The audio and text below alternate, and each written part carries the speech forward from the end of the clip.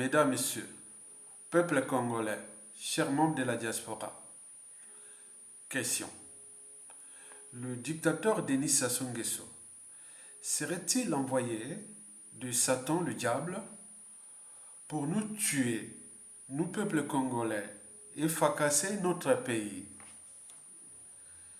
C'est la même question que les Allemands se posaient envers Hitler, le Führer.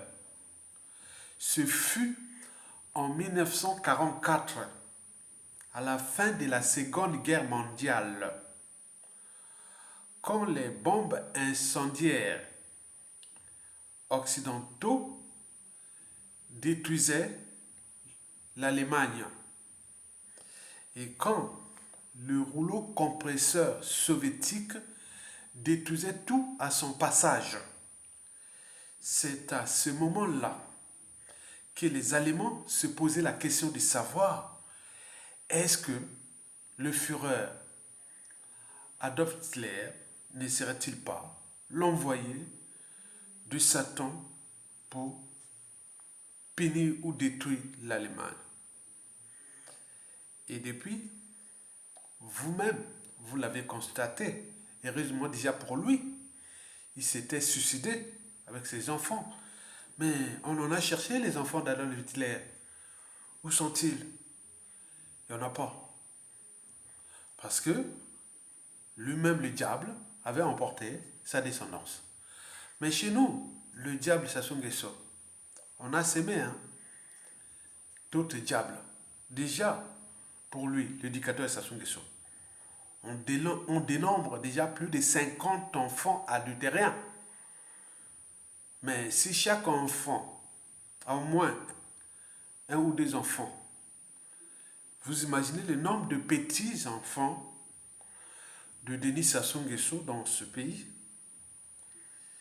Et les petits-enfants, c'est le danger permanent de ce pays. Vous le savez qu'en Occident, chez les Blancs, ou même chez les Asiatiques, quand on a des ordres d'individus comme Denis Sassou Nguesso, eh bien oui, le mal, il faut aller jusqu'à la racine du mal. Donc nous avons les dangers là. Explication. Mesdames, Messieurs, peuple congolais, je vous informe que ce qui nous distingue fondamentalement des animaux, c'est d'une part les barrières de la raison. Sur ce point, nous, humains, de toute race et de toute couche sociale confondue, nous avions déjà franchi les barrières de la raison. Chez l'animal, c'est l'instinct qui commande. L'animal obéit. L'animal est l'incarnation d'une totale servitude à la nature. Or, nous, on a déjà franchi les barrières de l'instinct. Nous sommes au stade de l'intuition et de la raison. La raison de douter, d'oser dire non, de réfléchir, de se structurer, de s'organiser et d'agir. Ça, c'est la raison. Le niveau de raisonnement. La raison fait d'ailleurs partie de notre conscience psychologique. Il y a d'autre part ce qui nous distingue fondamentalement des animaux, c'est notre part au niveau des consciences. En effet, seuls nous humains sommes capables, au niveau mental, psychique, émotionnel et voire psychologique, d'être conscients de nos représentations existentielles entre la mémoire, c'est-à-dire le passé, puis le présent, c'est-à-dire la réalité, la perception de la réalité, et le futur ou l'avenir, ce qu'on appelle l'imagination.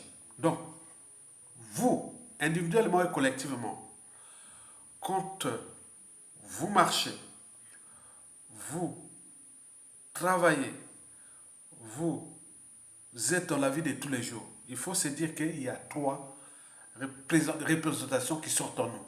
La mémoire pour le passé, la réalité pour le présent et le futur, l'imagination. Mesdames, Messieurs, peuple congolais. D'ailleurs, le futur est tout justement le passé et le présent qu'on ignore.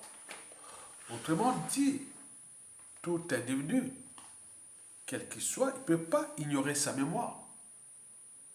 Parce que pour un peuple qui n'a pas de mémoire commune ou consensuelle, ce peuple-là sera toujours en proie aux mêmes erreurs, aux mêmes amalgames, aux mêmes tragédies.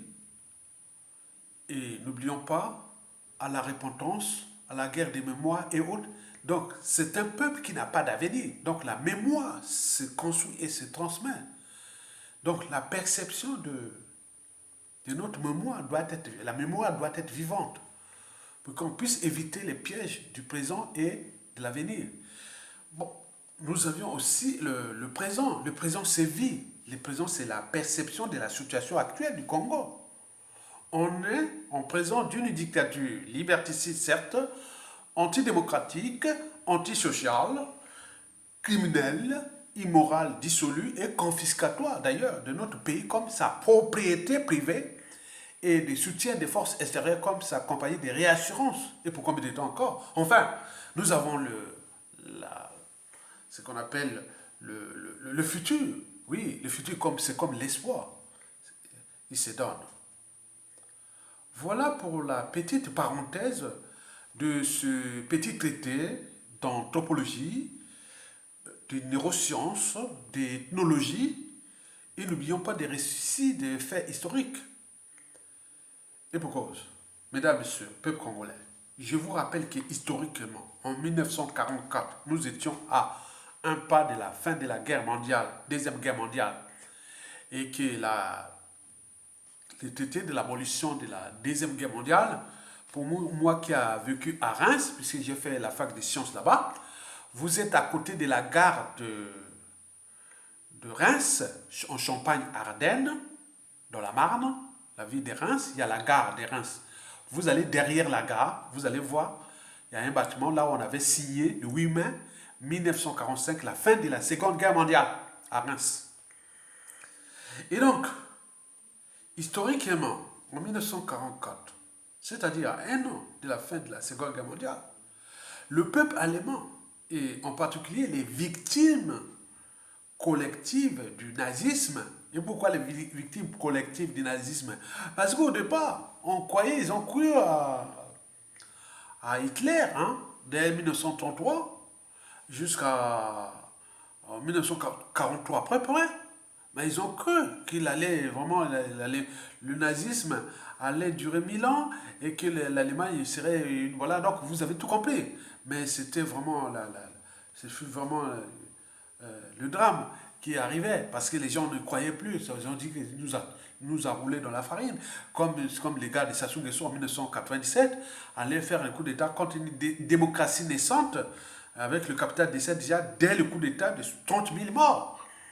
Et puis, par la suite, les opérations Mouebara et autres, on parle de 400 000 morts. Et aujourd'hui, le capital décès de Sassou Nguesso avoisine les millions de morts. Même ceux qui l'ont cru à lui, qui étaient partis faire le coup d'État avec lui, il les a tous tués. Les officiers, non, tout le monde, il les a tous tués. Et donc là, les gens se posent aujourd'hui la question de savoir, mais pourquoi j'avais pris les risques d'aller servir un tueur en série du peuple congolais de ce pays. Voilà. Et donc, les victimes du nazisme en 1944, ce fut justement les gens qui ont d'abord avec cru en Adolf Hitler. Et voilà, par la suite, vous imaginez. Donc, et ces gens-là se posaient la question de savoir, et si et seulement si le Führer Adolf Hitler serait l'envoyé de Satan, le diable, pour détruire le peuple allemand et leur pays. Posez bien cette question à beaucoup d'Allemands, ils vous diront cette question, que oui. En 1944, le peuple allemand s'est posé la question de savoir, est-ce que Adolf Hitler était venu pour... Bon, vous avez par exemple pu voir, en 1944, l'Allemagne a fait un son. Ben oui. Mais nous, le peuple congolais, c'est pareil. Depuis 1997, le pays est affaire à sang. Si bien que beaucoup au sein de, des intellectuels, des classes politiques, des hommes de Dieu, de tout le monde, se demandent est-ce que Denis Sassou Nguesso serait-il pas lui aussi l'envoyé de Satan le diable pour venir tuer et fracasser ce pays? C'est tout le questionnement. Mais la réalité est là. Vous savez, il y a un futurologue japonais qui s'appelle Mikio Kaku.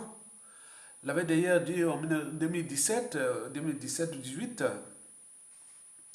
ceci, que ce que nous vivons dans nous, humains, sur cette terre, la planète Terre, il me semble que nous serons définis dans un cadre, dans un angle, dans un plan. C'est comme s'il y a une intelligence supérieure qui est parmi nous. Donc il faut en tenir compte de cette intelligence supérieure. Et ce que nous appelons chance ou malchance n'a plus de signification. Et donc ça, il faut approfondir cette pensée.